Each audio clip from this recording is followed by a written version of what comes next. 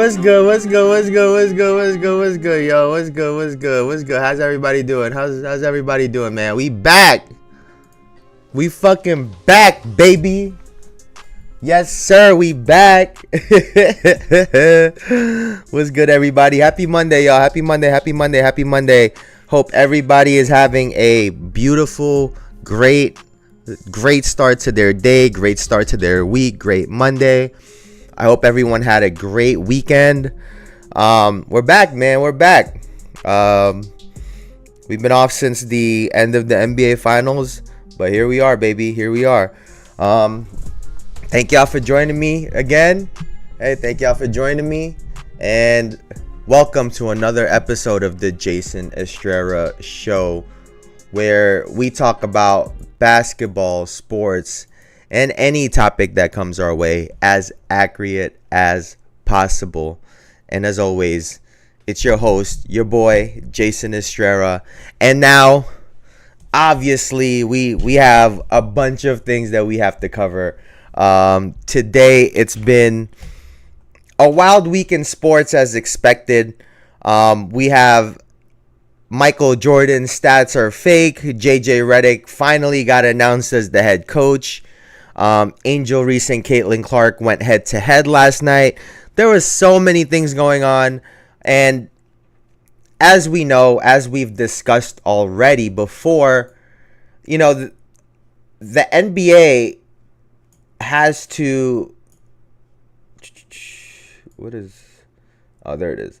The NBA has to fill up this time, right? So really, especially, and it's a little bit different this year because typically they have to fill up this time from now until September, which is when, you know, the teams start coming together, preseason, and the NBA starts. The NBA season is starting, right? So you're talking about, you know, July, August, September-ish, right? Depending on when it starts. I mean, the NBA Finals was like a week ago, so, you know, middle of June to September. So you're looking at like 3 months.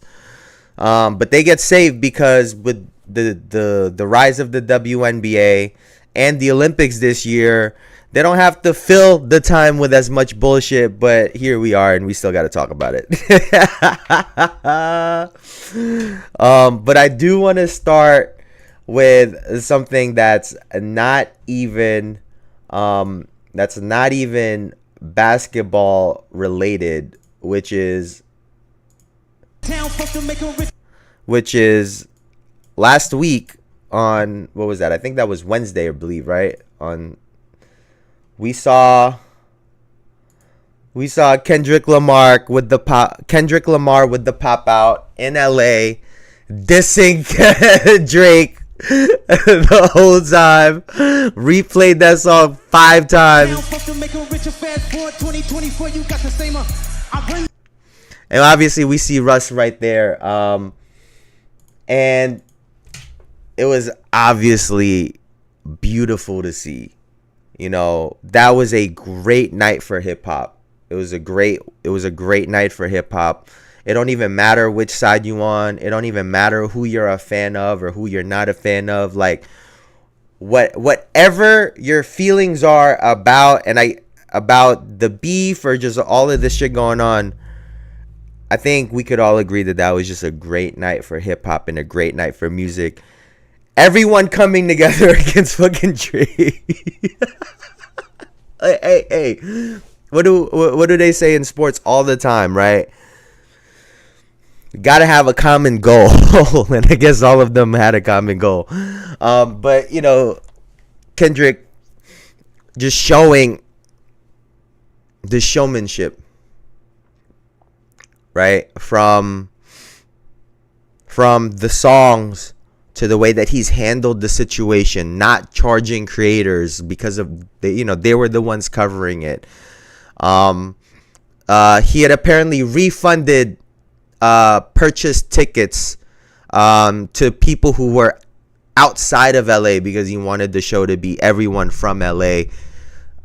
He's done everything right. He has made every right decision at every stop, and you just got to tip your hat off to it. And oh, by the way, the songs are great. He rapping his ass off. DJ Mustard killed that fucking Not Like Us beat. Like, Kendrick was great, but we gotta give a lot of credit to Mustard because he bodied that shit. Like that beat, once the beat go on, you already know what's up. But yeah, Kendrick, that was great. That was phenomenal. It did have me thinking though, because obviously, you know, we're on the internet, we see this shit all day long. They keep posting the videos. You see all the comments on it are saying the same thing, right? Is Drake done for? Is his career as we have known it effectively over? Because obviously we saw a lot of people there who he had relationships with, and I said had, right? Whether it was fucking Rick Ross was there, you know, all of these players, LeBron was there. Is his career done for? Now, realistically, right? Because obviously I've been a Drake fan. Like his career has been trending downwards. It has not been trending upwards. And do I think he's done? No, because we've seen someone like fucking Tekashi 6ix9ine come back.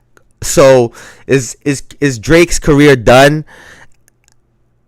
Outside of these allegations actually being true, meaning like evidence comes out, people come out, there's like a trial, like outside of these things being actually true, I don't think that Drake's career is done for. Because the way he's been creating music in the last probably like 5, 6, 7 years or so, he's been tapping into a lot of these new artists, and he's, you know, especially with this beef, what we've seen is he's really kind of stepped away from these older, more established artists because he has an issue with fucking everyone. And, you know, the only people he wouldn't have an issue with would be a new up-and-coming artist that has no relationships in the business. So, in that sense, you know, a young up-and-coming artist would still love a Drake feature. And I think Drake can still make good music. Yeah, I mean, I didn't think that the diss tracks going back at Kendrick were bad. Like Kendrick's was just better. So no, is his career done for? No, absolutely not. Because like, what the fuck are we talking about, bro? Like I said, outside of his thing actually being true, what's really gonna happen is those same folks dissing him in the comments are gonna be the same folks at his concert or singing his songs. And let's be honest, like, you know what I'm saying? And then, fuck, I don't know if I have the thing over here. Let's see. So supposedly,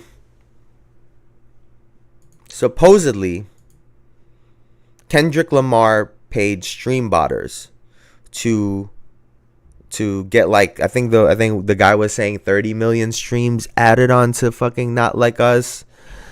We've talked about this before. I brought up Russ, the artist, who spoke about who talked about ripping streams or buying streams, right? And he was basically saying that they only do it to artists and songs that make sense. So whether he actually paid for the song to get for stream botters to add streams to the song, no one gives a fuck.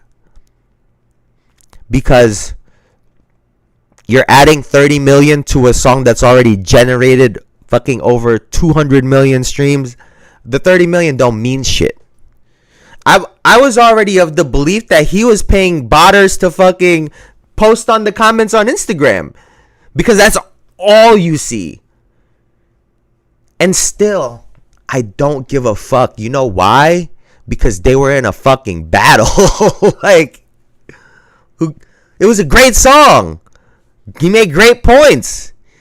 Like, he did what he was supposed to do. Drake fucked up. Like, and you know, it's, I don't know if this is motherfucking Drake's PR team, Drake's camp, that's getting all this shit out. You could trust me on this. No one gives a flying fuck, because everyone's gonna be listening to the song. Everyone's going, It's the summertime at that. The song is going to be playing all summer, right? And Drake can't complain because he fucking went on the OVO Fest after he beat Meek Mill, and he had the fucking memes in the background while he was playing back to back. Like, we've seen this before. Kendrick is literally doing what he's supposed to do at this point. So you can't even get mad at it. You can't get mad at it, bro. It is what it is. And like we said, who gives a fuck? It's not like the song wasn't dope. You know, go hit your fucking milestone, man. Fuck it. Go hit your milestone. Do what you do, baby. Now, speaking of GOATs, because you know that's partly what this Kendrick Lamar, Drake, and you know, loosely even J. Cole was, right? Was the GOAT. And home road in the NBA, we have one GOAT who's now being questioned. So let's take a look at what is this man's name, splits, bro? blocks and steals, because those things are highly influenced by this. The home road splits, blocks and steals, because those things are highly influenced by this. The home stat keeper. And it is I guess you would say a subjective stat is when there's a loose ball, when a guy tips a ball and then another guy recovers it, who you did the steal to. It's totally clear in the rule book. And a lot of times the star player will get the benefit of the doubt there. And Michael Jordan's 88 season had the largest gap between the home rate and the road rate. And all of that is like cool. Like that might be just statistical circumstance. But then I talked to a stat keeper for Pablo Torre Finds Out, the show over on Meadowlark Media. With Pablo Torre, I reported out a story with a former stat keeper with the Grizzlies.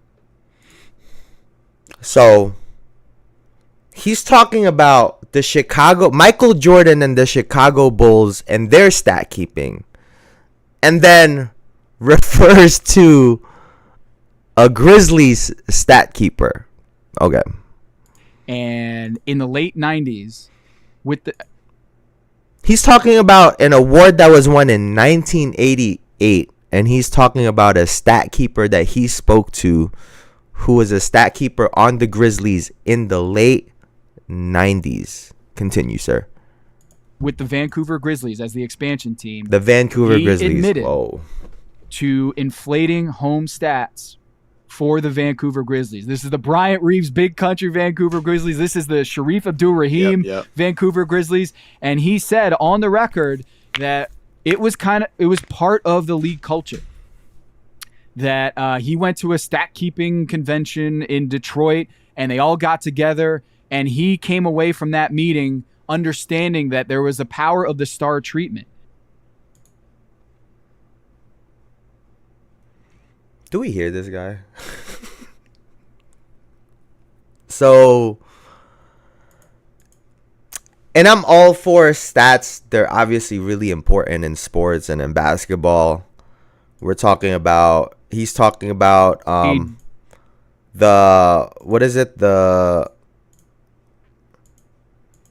basically the difference between the home stats versus the away stats, right?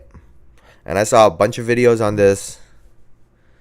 I was waiting for him to say, we watched the whole season. We did the stats on each and every game.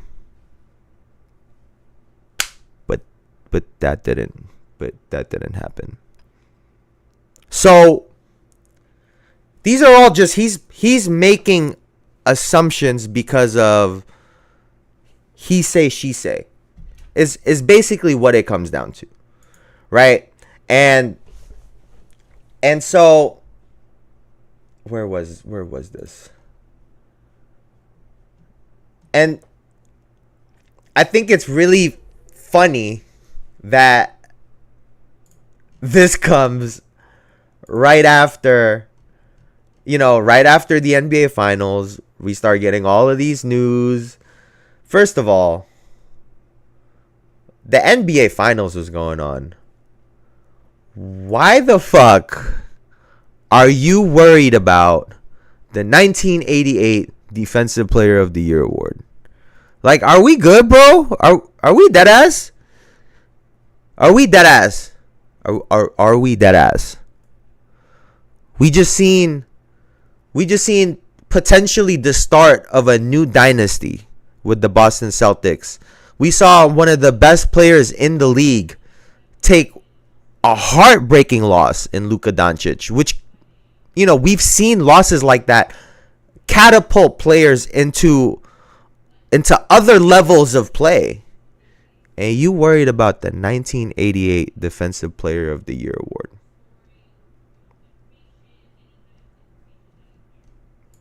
So let's do this then. Let's do this. Let's play his game, right? Let's play his game. Let's assume that they fluffed the stats. Let's assume that instead of 2 to 3 steals, which is what Michael Jordan was always getting, and no one had ever questioned that. Everyone, the players he played against, the defenders, everyone spoke about how great his defense was. Not the defensive player of the year, even though he got the award, he was always a great defensive player. And if you watched him, he was always a great one-on-one defensive player. And he had great anticipation on steals off the ball. But he was always a great defender with or without the Defensive Player of the Year award. But let's play this guy's fucking game. Right? He started the whole thing by saying that blocks and steals are a subjective stat. Right? So what he's doing in that moment is he's already covering his own ass. Because as soon as someone says, "Oh, I thought that was a steal," or "I thought that was a block because of blah blah blah blah blah," all of a sudden, all of this bullshit that you're saying gets kind of thrown out the fucking window. Because like you said, sir, it is a subjective stat, and especially back then when not everyone had as clear of an understanding of what some of these things are as they should now. Yeah, human error is a part of it. Right? But let's say that you're right. Let's say that they're crediting Michael Jordan with some of these steals. So they're not fabricating steals, right? They're just crediting him with those steals instead of someone else. So if that's the case, let me see this, bro. Let me see this. If that's the case, then how in the actual fuck was Scottie Pippen damn near averaging 2 steals as a second-year player? He did 1.2 and 80, 87, 88 as a rookie, and then jumped up to 2, and then 2.6, 2.4, 1.9, 2.1, 2.9, 2.9. So, and I saw some shit about Scottie Pippen saying, defending this. So I hope Scottie Pippen realized that he benefited from that shit too, right? Like what are we talking about? like what? Like, are we good, bro? Like, what is this? 7-time All-Star, 10-time All-Defensive. Like, that's for Scottie Pippen. And like I said, even if let's say they did fluff those stats, isn't that the point of a home court advantage? Isn't that a point of, like, they were trying to sell the game? And no one has ever questioned, no one's ever looked at those stats and seen Michael Jordan play and said, that don't seem possible. No one. No one. So even if you took some of those steals away, took some of those blocks away, it don't make him less of a defensive player. Even if you take the award away, and this guy was talking about, Magic Johnson never won a Defensive Player of the Year award, or LeBron, or Kobe. Magic Johnson was never a defensive player, first and foremost. So why are you even bringing his name up? And LeBron James, I've always said, is more gifted as an off-ball defender. He's a great defender in his own right, but he's always been a better off-ball defender. And Kobe has never been the athlete that Michael Jordan is. That's why he's better on defense than him. So, what the fuck is this guy talking about? Like, we are spending so much time to try to take away from from what some of these players have done. And it's unfortunate, bro. Like, it's real unfortunate. Like, I wonder if he's actually gonna go out and test this and look at all the stats. Because I would hope that you don't just fucking look at a bunch of stats, come up with a conclusion, and then don't actually go and do the research. Because then you're bullshitting. Like, if you're not gonna actually go and do the research, then don't even bring this shit up, bro. Like, you sound lame as fuck for that. Now, let me see. Speaking of which,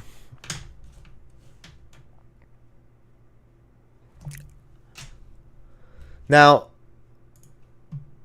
from one GOAT to another, apparently, let's see, where is this shit at?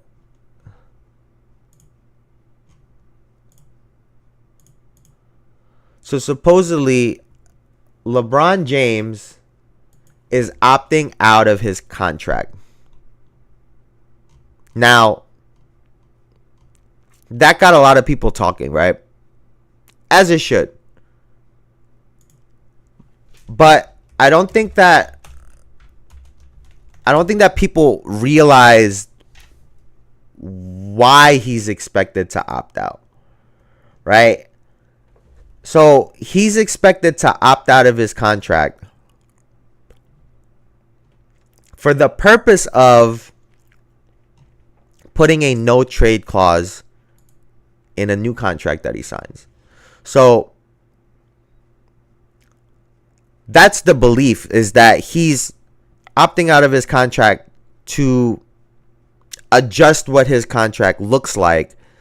Only 10 players in league history have been able to work a no trade clause in their contracts, and he could be the 11th.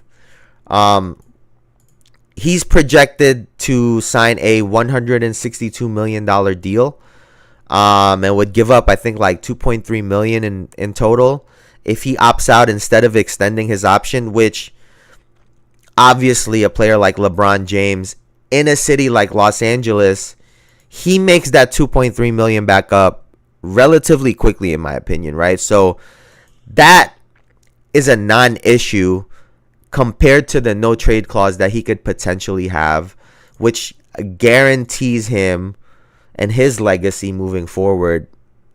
And not just that, but also just for the comfort of his family. So I know a lot of people were talking about this, but I don't see him going anywhere. But it does lend the question to, what if LeBron leaves LA? Like I said, I don't think he will, right? His family's there. They've been there. They've been going to school there. He has so many ties. He has, production companies, Hollywood, movie. Everything that LeBron is doing moving forward and what he's going to do after basketball is going to be in LA.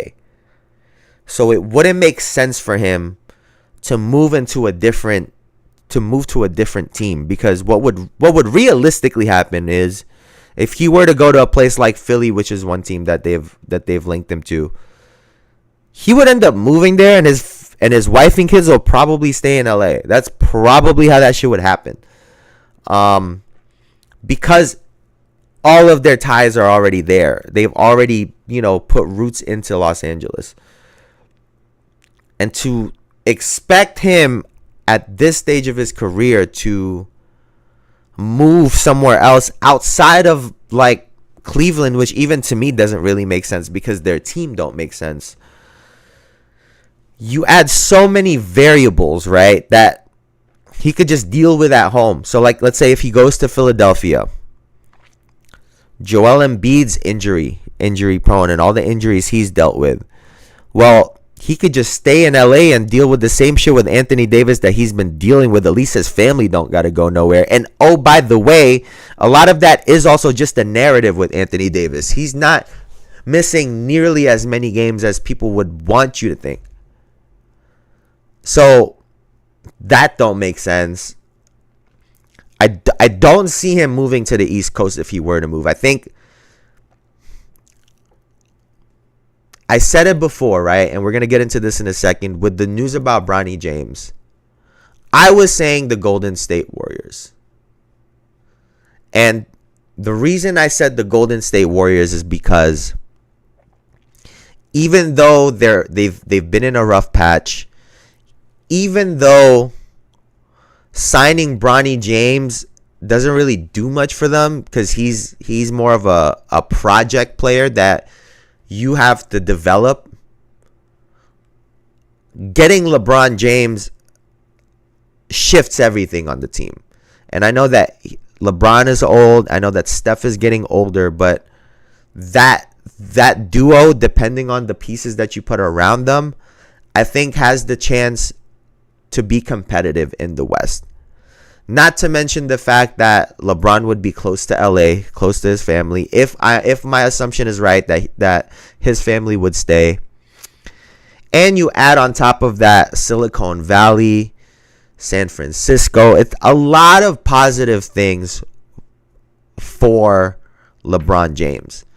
Because realistically, that's honestly the only team I could see him going to at this point in time, because there is no other team, if you really, really think about it, that he would legitimately deal with. And in terms of, the money, he would be able to get some money back in San Francisco as well too. But I do think that if he were to leave LA, that it would create this like weird shift, because now LA is going to also have to sign a star. So the balance would actually kind of shift a little bit, in my opinion, because now what if Paul George wants to go with the Lakers? What if, I don't know, just if LeBron were to leave, it would shift a lot of shit, and a lot of things would be moving in the NBA, leaving that open spot. Because they obviously still have Anthony Davis, and just being Los Angeles, it's a great destination for players to go to. So yeah, I don't expect it to happen, but it would be kind of crazy if he were to leave LA. I know everyone's been talking about it, but it would be kind of crazy. Now, to keep it in the family,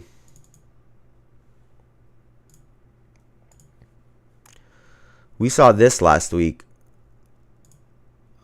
Where is it? So, Bronny James has been removed from ESPN's 2024 mock draft. He's now projected to be selected in 2025. And, so now he's gotten pushed back, right?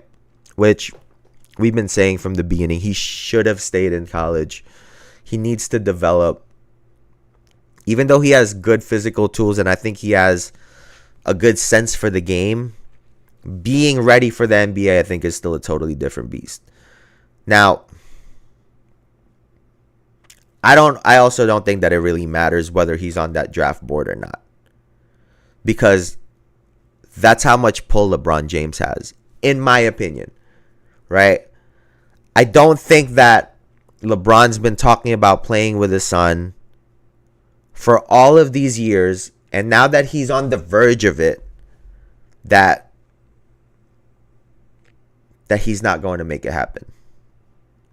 I don't believe that for 1 second. So I do think that Bronny is going to get drafted, whether it's the Lakers or the Warriors. Those would be my two guesses. He either goes earlier to the Lakers or late to the Warriors. And obviously him getting drafted late would actually add some suspense to it. It would also, the narrative of where's LeBron going to go, all this shit would start, right? Like once that the Lakers draft someone else, the conversation of that draft night is going to shift. And I don't know, when is the draft?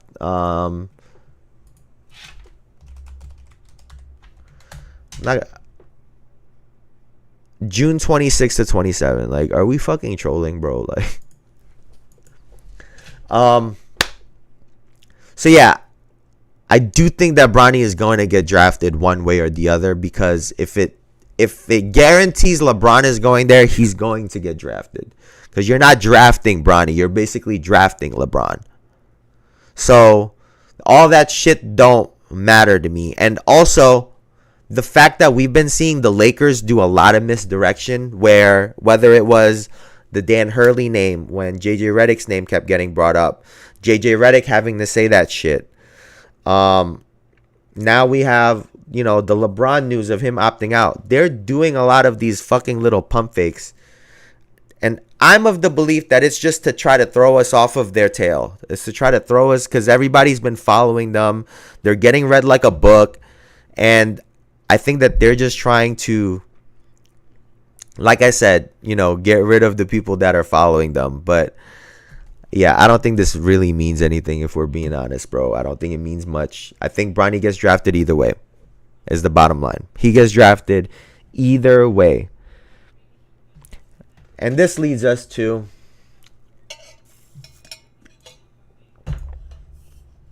where's this shit?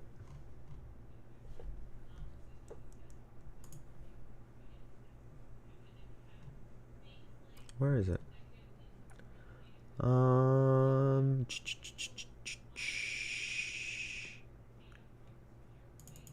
here.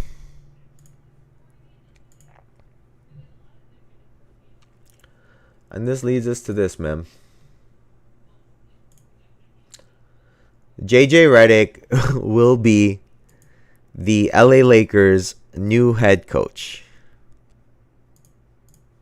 Any surprises here? Any surprises whatsoever? Because I'm pretty sure that this is all that we've been talking about lately. And obviously,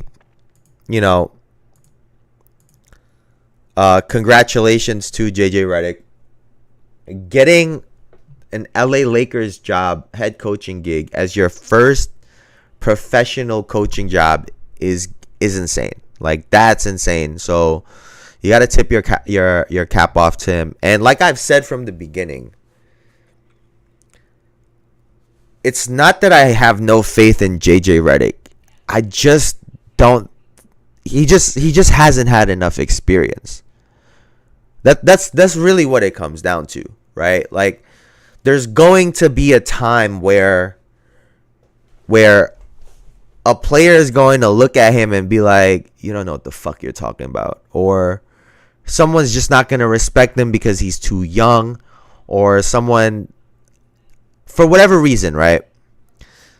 And, he might take the Steve Kerr approach where he's beating everyone in shooting drills and he gets their respect in that way because he can still play with these guys, kind of.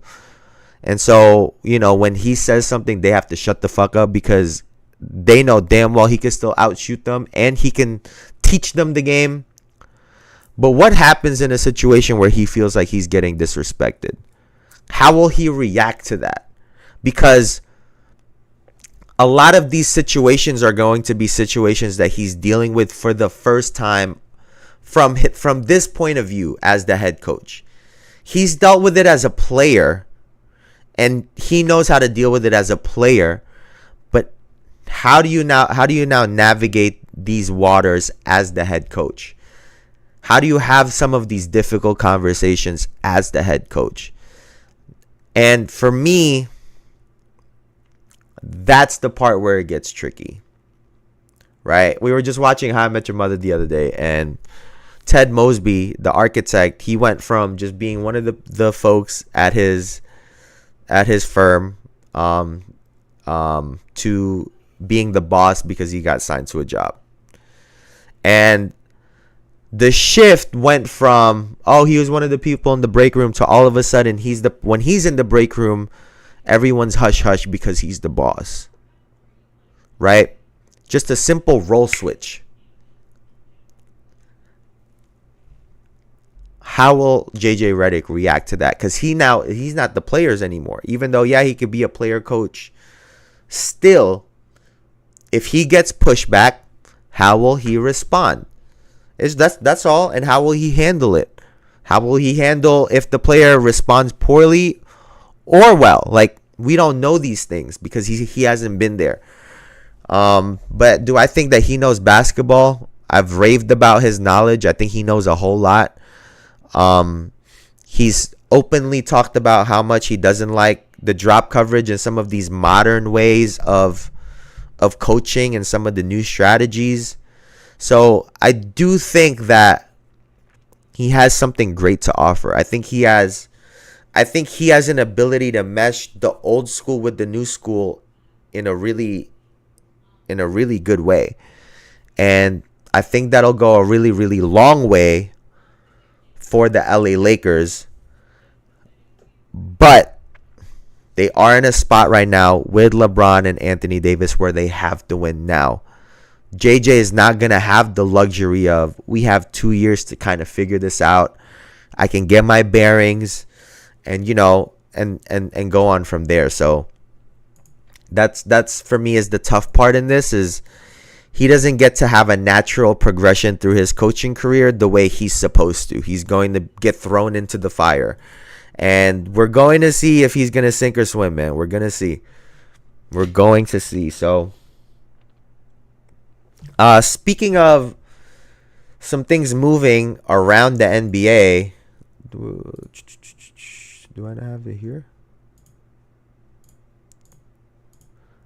Speaking of things getting moved around, we have a trade. We already got a trade, man. Like, how is that possible, dog? We have Alex Caruso, who got traded for Josh Giddey. LA Lakers, Oklahoma City Thunder, and the Chicago Bulls do a trade. And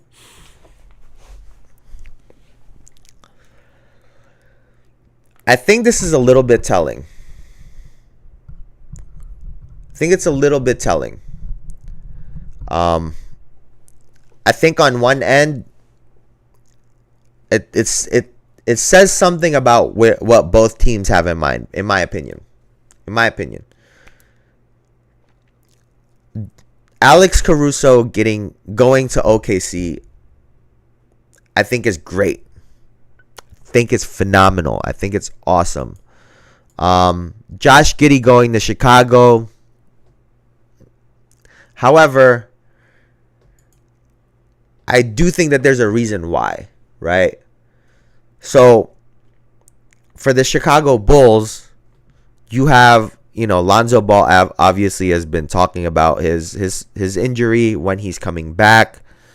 And he was more of a pass first point guard. Right? And Alex Caruso has always been, more of like a pass first cutting kind of point guard. Like, he gets off the ball, he used to dunk it. Jump shots improved a little bit, but he's still a cutter, slashing kind of point guard. Uses his athleticism, speed and quickness, physicality and size to score, right? As opposed to Josh Giddey, who's more of a prototypical kind of scorer. He's not super impressive physically, but he can get buckets. And for me, it's a sign that Lonzo is coming back. Because you get this pass first point guard coming back, passing to a Alex Caruso who's not an offensive player, right? Josh Giddey is a little bit more offensive minded, with Zach LaVine, and yeah. I think this team is gonna have a lot of turnover. I think this is also a sign that the Chicago Bulls are rebuilding, in my opinion. I think that they might get rid of DeMar and Zach and just start this whole shit over because their project did not work out. They have a Kobe White who is also emerging. They have some young guys that are emerging. So now you kind of throw Josh Giddey into that fold and see who develops the most, right? See what you can make in the next couple of years. And for the Oklahoma City, you add a player that I'm sure a lot of people would classify as a winning type of player, right? He makes winning plays. He plays defense, makes the extra pass, cuts, can hit shots. I think he fits their play style well, right? So,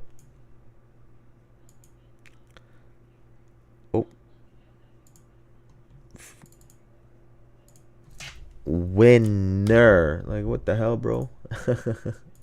So, who is the winner and who is the loser of this trade? In my opinion, the clear winner at the moment would obviously be the Oklahoma City Thunder. Because whether or not the Bulls win in this scenario, we're not going to see it for years down the line. If Josh Giddey ends up developing as a player, then obviously you would say that they won, but we're not going to see that for a little bit. However, Alex Caruso is it's much easier to plug and play him. Right? Some of those scenarios where we saw Josh Giddey get open shots, I think Caruso is going to step into those shots with more confidence, but also he's going to get the ball and attack in those situations. Now they also create a scenario where Shea doesn't have to guard the best players on the other team. Caruso could do it, the best guards at least. And also now what you really started is now you have two really good guard defenders, wing defenders, to be able to stop the initial point of the offense, which is the point guard and the shooting guards on most teams. And you have Shea and Caruso, they're both like 6'6". You just have a real good size at your point guard and shooting guard right now that can really cause havoc. So I love this trade for the Oklahoma City Thunder. I do think that it makes them better immediately. Because like I said, Caruso, you can plug him and play him as soon as you can. Now, the question about this is, does this make the Oklahoma City Thunder a contender? And the answer is no. They're still missing a second All-Star and even a third All-Star. Let's call it what it is. I know that we've seen, Jalen Williams kind of assume that role in spots. Shea is gonna need someone to consistently get them 20 plus points per game in and game out, because he's been a literal lock for 30. He has figured out a way to, no matter what's happening in the game, he can go and get 30 points at a relatively efficient clip. Now, Alex Caruso is going to take some pressure off of him on defense. And also the ball handling. Because I know Josh Giddey was doing some of that, but, Caruso has really grown into that role as well, too. To be a ball handler and a point guard-ish kind of player. So, I do think that that's great for the Oklahoma City Thunder. However, this still does not make them a contender. they're going to need a second player that can get them 20 plus points per game, because we saw with Dallas, Luka averaged like 33, 34 a game, and Kyrie was right behind him with 26, 27. So they're going to need points from someone else. Even though their defense has improved with this Caruso pickup, it's not like they're going to be shutting teams down at 70 points a game and they're not going to need those points. They're going to need buckets. Even though they did a great job against Dallas, I will say, of holding them to under 100 points a few times, still, they're going to need to get better moving forward. And this almost feels like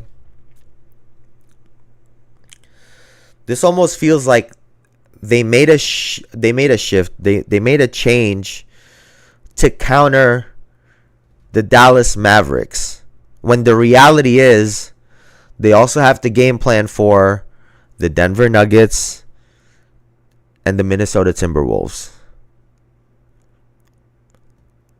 And those two teams have size, which they do not. Chet Holmgren is probably 5 to 6 years too early.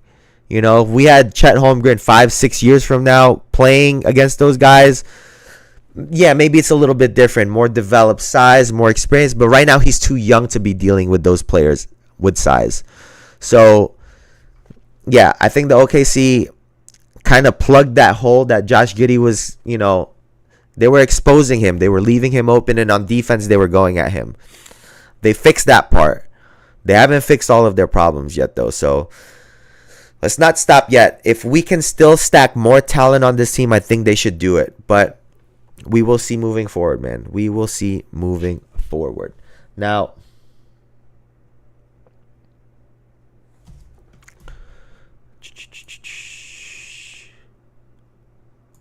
where is this?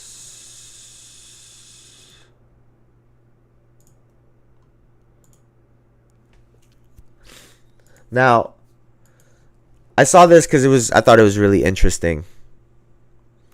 Kyrie Irving on his time with the Boston Celtics. He said, "Back then I didn't know how to manage those personalities.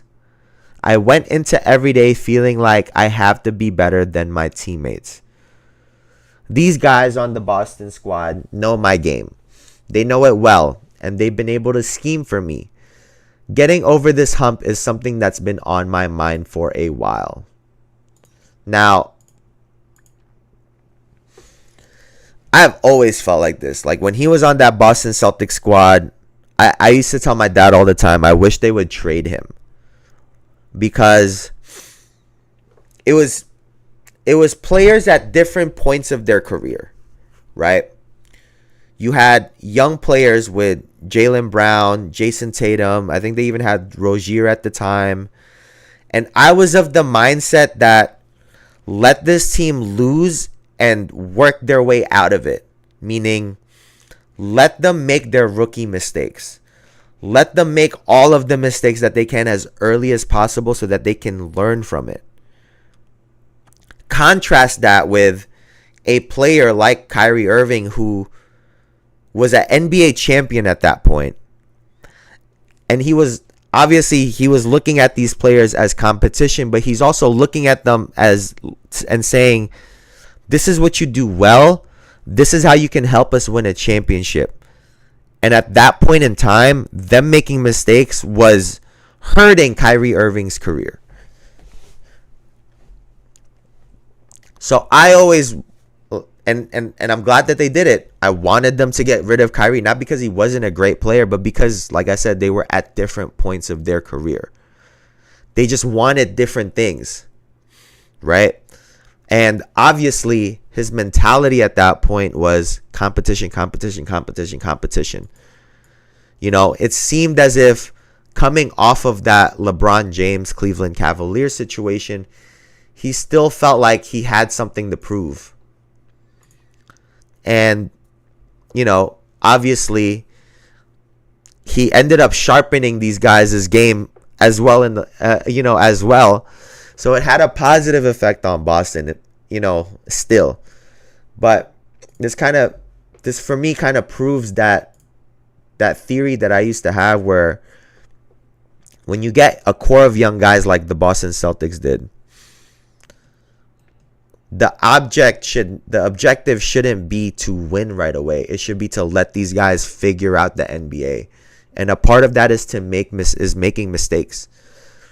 And that's exactly what they've done. They've done everything the right way, right? And I think that's the part that we have to get to right now is the Boston Celtics have won the right way. Right? They've gone through, when I grew up watching all of these tapes of all of these old championship teams, whether it was the Celtics, the Lakers, the Pistons, eventually the Chicago Bulls, it was this story of, these teams draft these players, these great players. They let them develop. They see what these guys do well, build a team around them, and then you go compete against the other teams who are doing the same thing. You don't just give up on them because people say, oh, it can't work out because of outside noise. In this era where over the last 10 years, over the last 15 years, actually, we had, the Boston Celtics joining together. We had the Miami Heat joining together. We had, Kevin Durant joining the Warriors. Everyone's been moving team to team. And we finally have a Boston Celtics team who has done it the right way. They've gone through their growing pains. They got to the point where they thought they were going to win, and they got a heartbreaking loss. Come back next year. They think they're going to get it last year, losing the Eastern Conference Finals. They've gone through this process, in my opinion, in the best way that you could. Through experience, through losses, through wins. They've grown, and you could tell. Their staff has grown. Their organization has grown. They were able to... They had 2 new players come in with Drew Holiday and Porzingis, and they were able to get them in the fold. Why? Because the team had already had enough of losing. And they understood the sacrifices and the style that they had to play in order to get to the next level and actually win. And they did that. And now, what do they like to say? They got the monkey off of their back. And, me included, we're now expecting them to try to go on a run because that's how it looks. That's what we've seen. So, yeah, man. You got to give some credit to the Boston Celtics. They've handled their organization the right way, their team, their roster. Like I said, what I thought about Kyrie Irving, they've done everything the way that they're supposed to, and they've benefited greatly from it. Regardless of what everybody tries to say, take it away, bad teams, blah, blah, blah, blah. They still went through this process, and you got to give them some credit for that, man.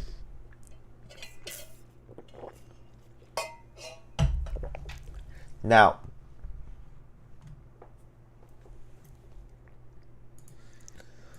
we have to react a little, just even to some of the stuff from the parade, because, brother, like what the fuck? Where is this, bro? I'm trying to find this right now. Because the story of the parade was really...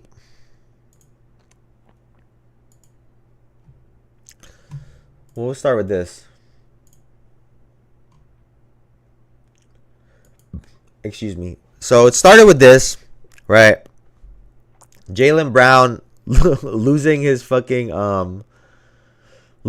ring. Also, he's with that WNBA player that I think Michael Porter Jr. used to be with. And then we obviously saw LMA at the end of the finals game, who's supposedly dating Jason Tatum. And then, if that wasn't enough, all we've seen this whole time has been Jason Tatum holding the trophy. So He may have lost the MVP award, but that man has not let go of the NBA trophy to save his life. Like, he will not let it go. And obviously, I think it's just a part of the narrative of the media trying to kind of take away from this championship team. A lot of the stuff that I saw was about their women. And I didn't understand it, bro. I didn't understand it. These guys just went on an amazing run. And all they were talking about after this was, who is Jason Tatum dating? She's pregnant. Who is Jaylen Brown dating? Blah, blah, blah, blah. And I was just like, bro, I was getting a little bit tired of it because, like I said, these guys have had a phenomenal year, and it just feels like the media is kind of taking away from them at the moment, and it's really, really unfortunate to see. So, yeah, man, congrats to those guys. They were fucking great. But let me see,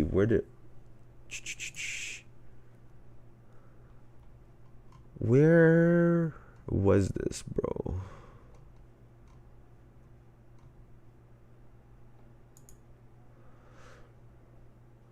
So I got some people talking, man. Who is the best NBA champ of the last 5 years? So we have 2024, the Boston Celtics. 2023, the Denver Nuggets. 2022, the Golden State Warriors. 2021, the Milwaukee Bucks. And 2020, the LA Lakers. Now, I think I can say this pretty confidently. There's one team on here that the Boston Celtics definitely beat. And that's the Golden State Warriors. I mean, that could we agree on that? Because that series went 4-2. I believe that the Boston Celtics, you could argue at that time, had a better team. And this current roster against that roster, yeah, this is a better roster currently. We have Drew Holiday, like that. This Boston Celtics team would be a problem for those Warriors. Don't get me wrong, those Warriors team, those guys on the Warriors are great, but we've already seen them play and they've gotten better. So, I do think Boston Celtics beat the Golden State Warriors. Now,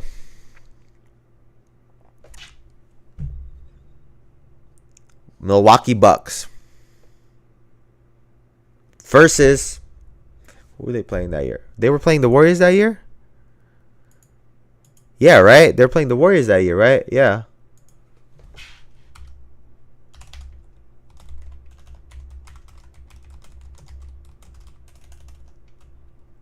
No, that's 2021.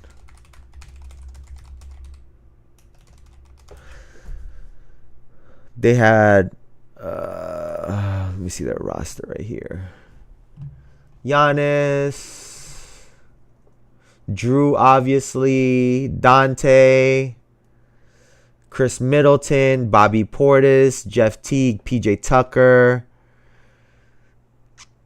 I mean, they got a solid team. I still think this Boston team is better than them. I think the Celtics team is still better than the 2021 Milwaukee Bucks. So now, it leaves us with, and I think a part of that for me purely comes off of the fact that they just didn't have that much firepower. You're talking about 4 guys that could legitimately score, and Drew Holiday was obviously on both teams. But a more experienced Drew Holiday, a champion Drew Holiday, right? And so now you have to compare them against the Lakers and those Nuggets. Now, both of those teams they could do something very similar to what the Boston Celtics could do, which is, if Porzingis is the Celtics' 5, you can stretch the floor out. And obviously you're taking Anthony Davis away from the rim, who's a rim protector. But he on the other side can do the same thing, right? He can also space the floor. You have a Nikola Jokic who can also space the floor on offense, and obviously on defense, he's not the greatest defender on earth, but he's solid. And in a one-on-one situation, I like Jokic's chances against an Al Horford and a Kristaps Porzingis and a Xavier. Like, they would have to throw everyone at Jokic, right? The problem for the Denver Nuggets is you have not only a Drew Holiday, but you also have a Derek White and a Jaylen Brown if you need it to guard Jamal Murray. And then the rest of those guys are going to be shooters, meaning KCP, Michael Porter Jr., and then Tatum is basically going to be doing the same thing that he did in this last series, which is try to keep Aaron Gordon out of the paint. And it was this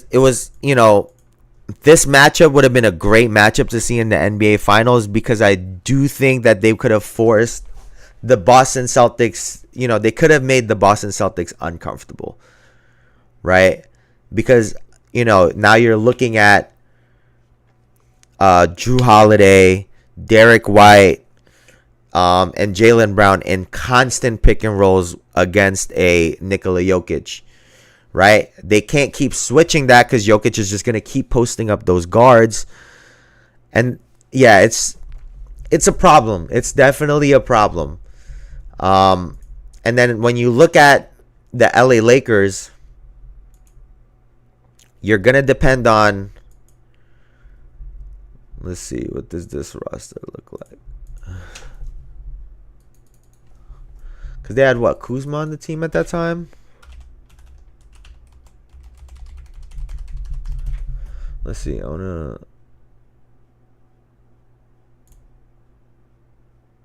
Yeah, NBA champions. They had Caruso, Davis, Green, Dwight, LeBron, Kuzma, Markieff, Rondo, J.R. Smith. So yeah, like, this team had a bunch of shooters as well too, and then they also had size. But you're gonna have a hard time playing Dwight because of Boston's ability to stretch the floor, and then they would have forced Kyle Kuzma and also probably like a Markieff Morris if they played him.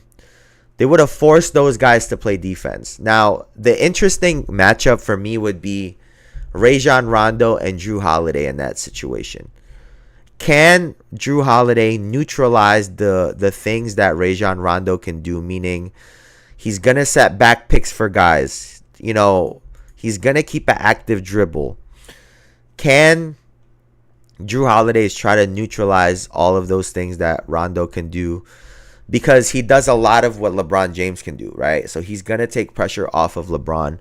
And also, this is a callback to that original conference finals matchup where we saw Cleveland against Boston, when a young Jason Tatum went against LeBron James. Obviously, I think LeBron James was a better player than, especially in, at that time, 2020, than Tatum. But seeing Tatum and Brown take on that challenge, I'm assuming they would have gone at LeBron and forced him to defend them, and how that would have turned out. I will say, I do like the Boston Celtics' chance against all four of these teams, or against all four of these teams, right? Against 2020 Lakers, 2021 Milwaukee Bucks, 2022 Warriors, and the 2023 Nuggets. I think the only teams that can really give them legitimate problems are the Lakers and the Nuggets because of their size and the style that they can play. But I do think that the Celtics still have a ton of firepower. So if Porzingis gets to going crazy and gets to shooting, yeah, I don't know. But yeah, those are the only two teams, like I said, that I see giving them issues. Now, damn, we've been at this shit for a minute, yo. Now, speaking of matchups,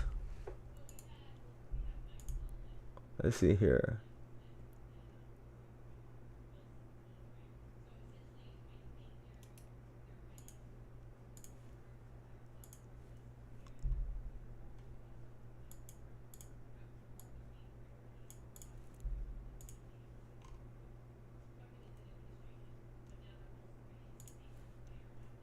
shake free. Mabry all over her. Here is Clark.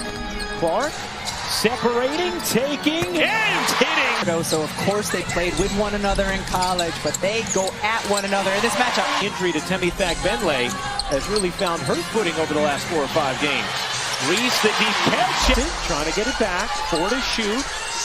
Dumps it down. Reese bangs inside and flips it in. In face. Clark, a deep 3. You bet. Spoken like someone who's voted. Or whose kids have. Mitchell on. Clark trying to shake free, get some space, did not take the 3, drive. This is a hell of a game. Gets loose and lays it in. Cardoso, the rookie draws 2. Carter floats it up here in the 3rd. Reese working hard on Smith. Angel Reese flips it in. Who did last year. Then you got Team USA against Team All-Stars. Clark connect. Clark dipping in, finds Boston beautifully. Clark wow. Wide open, gives it Good up. pass. Mitchell in the corner. She got it. Clark draws 2. Whips it to Boston. Right back to Clark. Oh, good 2-player action. And Boston. Clark lobbing it in. What a find. And Boston. Wheeling behind. They were balling, man. Get it back to her. That one's deflected. Boston collects. Mitchell. This is just big time. Harrison the board. Mabry flings it down the floor. Reese, what a catch and finish for Clark. Boston has 15 points, 5 rebounds, 5 assists herself. Clark, a bomb is good. A logo 15-5-5 game today. Here's Clark, catch, fire, and connect. Here's Carter, dumping it down. Reese bangs it out to Allen. Allen's mid-range short. Oh. Reese another rebound. Reese flips it in. Whoops. Here comes Mitchell, dancing through the lane, scoops it in. Carter hops in. That's just fucking tough, man. Allen looking into Reese. Reese back to work on Smith. Reese pops it in. Boston stuck on an island will take. And lobs it in. The tip won't happen. So we saw the Chicago Sky get the win and snap the winning streak that the Indiana Fever were on. And the Sky beat them 88-87 in a really, really exciting matchup between the 2 star rookies, Caitlin Clark and Angel Reese. And we got to give some kudos to Angel Reese. She had herself a fucking ball game. She had 25 points, 8 of 12 shooting from the field, 9 of 11 from the free throw line. You love to see that. She also grabbed 16 rebounds. 16 rebounds, man. And to go with 1 assist and only 1 personal foul. Now, Kennedy Carter also added in 23 points to go with 5 assists and 2 rebounds. And on the other side, on the other side, we saw Caitlin Clark go for 17 points and 13 assists with 3 rebounds and 4 steals. She shot 5 of 11 from the field, 5 of 9 from 3, 2 of 3 from the line. Bro, what the fuck? My dog's here. And then we saw Kelsey Mitchell get 24 points, go 8 of 18 from the field, 5 of 10 from 3, to go with 2 assists, a steal, and 2 blocks. With 2 assists, 1 steal, and 1 block. And then Aaliyah Boston had 18 points with 7 rebounds, 6 assists, 1 steal, and 2 block shots. 8 of 14 from the field, 1 of 2 from 3. So obviously a really exciting game. This is a matchup, we've talked about a number of times and we'll continue to talk about. I've already said how I feel. They obviously aren't matching up with each other, but the fact that they both had put on great performances is a great sign moving forward. You have to love the fact that these 2 players are going out there and balling. When the stage is bright, they go out there and perform. And we don't want to make this all about them 2, but you got to give credit to fucking Angel Reese. She went on a run at the end, bro. Like, how much did she score in the 4th? In the fourth quarter alone, 10 of her 26 points came in the fourth quarter. She had 10 points to go with 5 rebounds and 1 assist, 4 of 5 from the field, 2 of 2 from the free throw line. Like, Caitlin Clark hit 2 threes down the stretch over there in the fourth quarter. It's just, like I said, great performance. You got to love how they're playing. They're doing their thing. And we also saw this happen. Let me find it.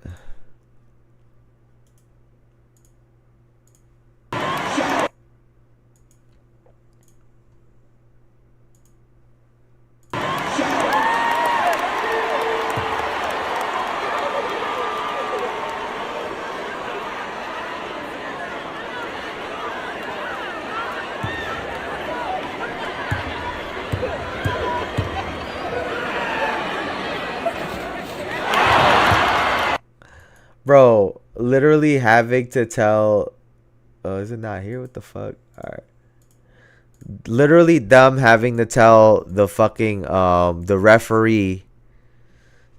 like twice, 3 times. Like, go over there, bro. Like, we're good. Like, we're good. We're competitors. We're competing. We're talking shit. Like, you gotta love it. You gotta love it. You gotta love the competition. And I gotta say this about Caitlin Clark, man, because I mean, not Caitlin Clark, about Angel Reese. I'm so sorry. Because I saw this bullshit by Dave Portnoy. Bruh, like, what is good with this guy?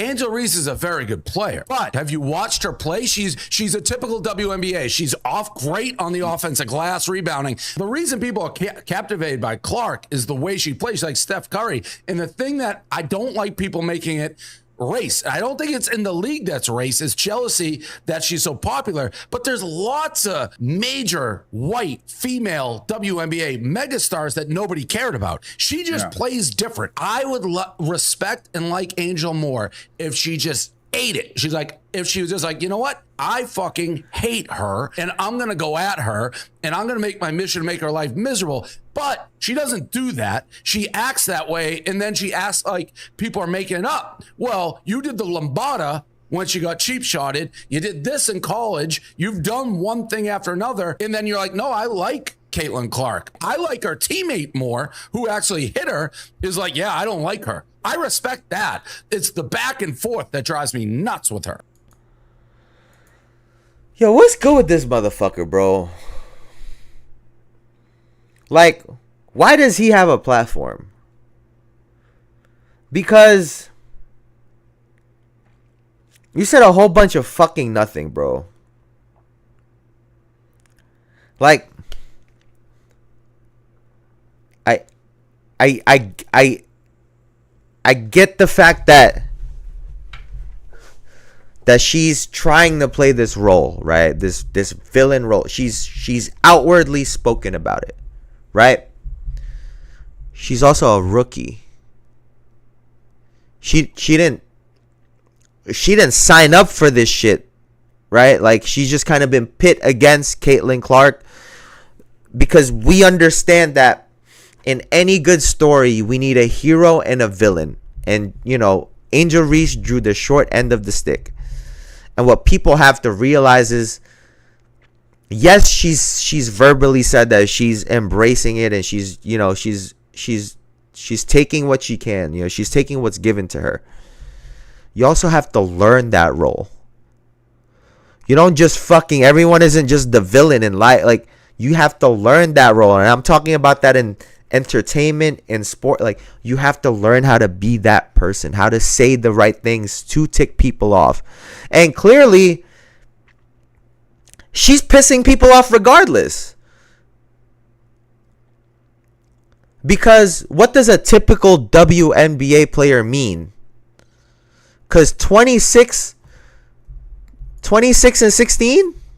I mean, bro, like 25 and 16? Like, what? That's Asia Wilson numbers. And if that's typical, that's fucking phenomenal. We understand what Caitlin Clark does. We understand how big Caitlin Clark is. And that's why there's all of this talk, because these women want their credit. It's not just Clark. It's also Reese. It's Cardozo. It's Brink. We get it. But these are human beings going through changes that are happening to a league in real time. And they are reacting in real time. And we don't give them the time of day, the grace to be able to learn this shit. Everyone needs to fucking relax. He's like, Dave Portnoy is talking about, oh, I like her teammate. She fucked up Caitlin Clark and she don't give a... Can you watch the game? That was one moment from weeks ago that Kennedy Carter had done. And what has she been doing since then? Fucking balling. But you still want to talk about some physicality shit that we've already discussed is typical in all sports. But you want to fucking yap about, oh, it's not about race. It's not about... Shut the fuck up, Dave Portnoy. Just shut the fuck up. You don't know shit from shit. And that's okay. You get to talk and spew bullshit, and we get to sit here and call you a fucking moron. Because that's how you sound, dog. Like, bro, like this guy, talk about the game. Talk about the game. Angel Reese is an enforcer. She's the one that she's supposed to be physical. Act like you know what the fuck you're watching, Dave. God damn it, bro. Like, these guys are fucking ridiculous, man. Like, I can't believe it. I can't believe how fucking stupid these motherfuckers are, bro. So let's take a look at the Indiana Fever. Are a whopping 6-3 in the month of June. They were on a 4-game losing streak right before they lost to the Chicago Sky on Sunday. And they are now 7-11 on the season. And I wanted to highlight this because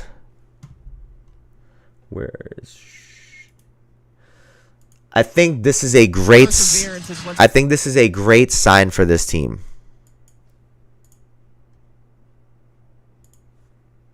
Perseverance is what stands out at this point of the season. What was next from rebounding? This was Caitlin Clark stealing the rebound from Nalissa Smith, who was about to get a double in that game, and was on a streak of doubles. Stands out at this point of the season. What was next from rebounding? I'm trying to get back to doubles every game. Angel Reese is a very good. Perseverance Sorry. stands out at this point of the season. What was next from rebounding? Look her right in the eye. To doubles every game. Yeah, I want to keep rebounding hard. I know I could be one of the best rebounders in this league. And we've already spoken about the chemistry. I've been big on their core four being Caitlin Clark, Aaliyah Boston, Kelsey Mitchell, and Nalissa Smith. And on the 4-game winning streak, those were the 4 players those were the key 4 that they had. Most of the offense is running through those 4 players. And it's because they cover most of the bases on offense. You have an inside presence in Aaliyah Boston. You have shooting with Caitlin Clark, and Kelsey Mitchell has been shooting the shit out of the ball too from 3 recently. And then you have a big wing player in Nalissa Smith who can get from the 3-point line all the way to the bucket at her size, right? She really is this, cutting wing player. And, you have ball handling with Kelsey Mitchell, who can routinely get to the basket when she wants, and Caitlin Clark, who's also just been a really, really good passer. They cover a lot of bases. The only thing that they don't really have on offense is a mid-range game. They don't have players that can score consistently from the mid-range. Kelsey Mitchell has shown in spurts that she could do it. Caitlin Clark has to develop that part in her game. But I'm really looking for someone like a Nalissa Smith to, I could see her kind of developing that game. Even Aaliyah Boston, that mid-range game, to then open up some of these three-point shots. Because, like I said, they do have a core four. They've been passing the ball very well. We're seeing Caitlin Clark, she was playing the two-player game with Aaliyah Boston. We saw her pass up a three-pointer to Kelsey Mitchell in the corner. Winning solves a lot of issues, right? Any issues, like I've talked about this before, any issues that they could have had, that they might have had with Caitlin Clark, I'm sure that they were already working through it because she's her teammate. She's their teammate. But also, when we see Caitlin Clark making the extra passes, when we see her feeding these other players, that goes a really, really long way. And then on top of that, we see her being more efficient, scoring, hitting shots that she was hitting in college, validating her style of play. The chemistry of this team is looking up. And you got to love that. You got to love that moving forward for them, because it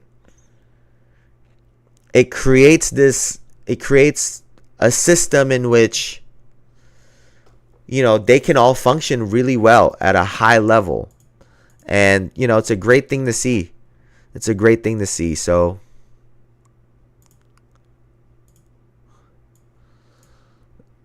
yeah, man, I think everyone's got to be excited for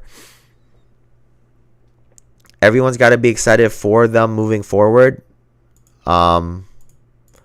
Because, like I said, they have a good core of players, and they have shown that they can make this shit work. And you got to love that. So they've been on a nice little streak. I wanted to talk about this as well, too. The WNBA All-Star voting. So number 1 is A'ja Wilson. Early returns, by the way. Number 2, no surprise, is Caitlin Clark. Number 3, a little surprising, but really no surprise, is Aaliyah Boston, because she's been playing really, really well. And obviously, Caitlin Clark is shining a light on her. Breanna Stewart at number 4, MVP candidate also. Arike, I'm not even going to try to mess up her name, but number 5. Sabrina Ionescu, who's obviously was in the NBA All-Star Weekend last year. Angel Reese at 7. Kelsey Plum at 8. Napisha Collier at 9. And number 10, Derica Hamby to round out the top 10 for the WNBA voting. And a lot of people were getting mad at this. And y'all must not have been... A lot of y'all are saying we're new to the WNBA. It looks like a lot of y'all were not watching the NBA, because motherfuckers been dealing with this shit for forever. And the reality is this. Olympics is one thing. You have to let Caitlin Clark, Angel Reese, and all of these women play this game. Oh, and unfortunate. Our prayers up to Cameron Brink, who tore her ACL as well too. Hope for a speedy recovery. I knew it as soon as I saw it, because she would be on this list as well too. As soon as I saw it, I knew it was bad. And it's coming from a person that also tore an ACL. Prayers to her. Hope for a speedy recovery. Hope that all that shit gets sorted out. But, going back to the voting, the fact that A'ja Wilson is number 1 is, I think, really, really great, because it's showing that obviously Caitlin Clark, all the eyes are on her. Everyone's watching her. But it's showing that she is literally elevating everyone else. What have we been saying? A rising tide raises all ships. And clearly it is working. We are seeing it in real time. That she is rising all of these other women up. And highlighting them in a great way. A'ja Wilson is still number one, still one of the, if not the best player in the league. And, you know, also kudos to her teammates, Aaliyah Boston, who is benefiting from the light, right? And she's been balling as well, too. So anyone that's mad at this needs to fucking get over it, because this is going to put the WNBA on the map. It's going to let them all kind of just coexist together, let them play. This is great. This is great. And anyone saying otherwise can go fucking kick rocks, because no one wants to play basketball in front of an empty crowd. That's what a lot of people are missing. No one wants to play in front of an empty crowd, and they all want to get paid. They all want to get some money in their bank account. And this is heading in that direction. So let it be, man. Let it be. But yeah, we're back, yo. We're back. We're back, man. But again, thank y'all for coming and hanging out. Please like, comment, subscribe, all that good shit. Helps the channel grow. It goes a long way. Help me take this shit to the moon and beyond. But thank you guys always for hanging out with me. And as always, it's your host, your boy, Jayson Estrera. And I'm so grateful for y'all, because y'all could have been anywhere on the internet, but y'all here with me, and I appreciate you for that. So thank you so much. I will be back tomorrow. Thank y'all for hanging out. Please, leave a comment. Let me know what y'all want to see, what games we'll watch. I'll see y'all tomorrow. Thank you.